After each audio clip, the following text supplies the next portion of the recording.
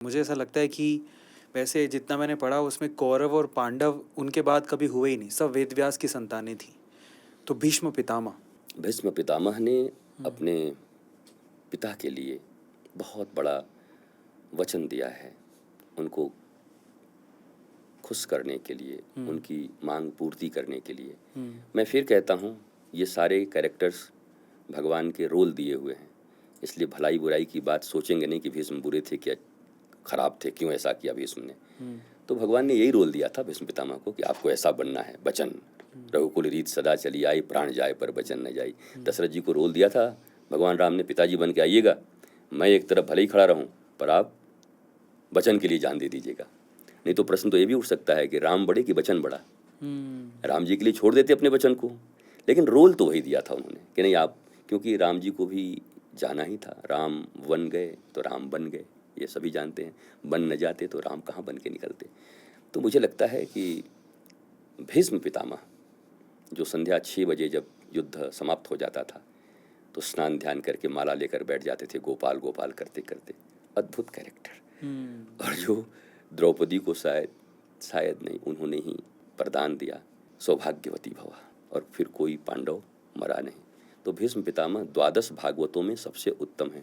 भगवान के 12 भागवत भक्त हैं, जिसमें प्रहलाद जी हैं, विभीषण जी हैं, भीष्म जी हैं, रुक्मांगद जी हैं। तो भीष्म का कैरेक्टर बहुत तगड़ा है।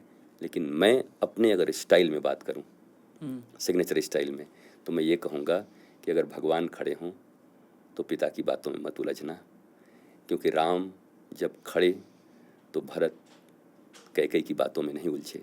कैकेयी का त्याग कर दिया पर राम का त्याग नहीं किया, धर्म का त्याग नहीं किया। प्रहलाद ने पिता का त्याग कर दिया पर धर्म का त्याग नहीं किया। और बलि ने गुरु का त्याग कर दिया पर वामन भगवान का, ठाकुर का त्याग नहीं किया। राक्षसों के गुरु थे शुक्राचार्य, बलि ने उनका त्याग कर दिया। बोला मैं मध्य मध्य। बोला ये कैसे गुरु हो जी, गुरु तो सिखाते हैं भगवान को सब दे दो और आप मना कर रहे हो, तो आप ही को छोड़ देंगे आज। तो उन्होंने गुरु को भी छोड़ दिया पर भगवान को नहीं छोड़ा। ऐसी निष्ठा, ऐसा प्रेम ईश्वर के प्रति जिसके जीवन में होगा, भगवान उसके द्वारपाल बन करके, जैसे बलि के द्वारपाल बन गए वैसे द्वारपाल बन के खड़े रहेंगे।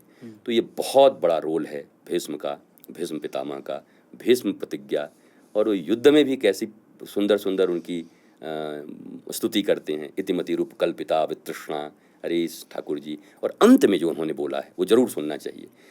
भीष्म कहते हैं अपने जीवन के अंतिम क्षण में जब जा रहे हैं तब, कि ठाकुर जी मैं जा रहा हूँ, मेरी एक बेटी है, उसका विवाह करना था। वो सब चौंके, अरे तो भीष्म पितामह ये तो आजीवन ब्रह्मचारी थे, बेटी कहाँ से आ गई इनकी। तो बोले बेटी, पुत्री।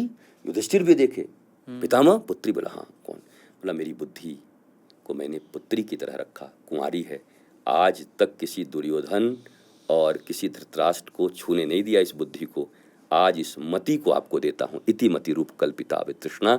कृष्ण से बड़ा इस मति का पति कोई नहीं हो सकता। तो भीष्म के मति का पति आज से कृष्ण मैं आपको देता हूँ। और भीष्म ने अपने मति को दे दिया। मैं भी चाहता हूँ भीष्म की तरह हम भी अपने मति का पति भगवान श्री कृष्ण और धर्म को बना लें। वाह वाह, ये हमें पता नहीं था बिल्कुल।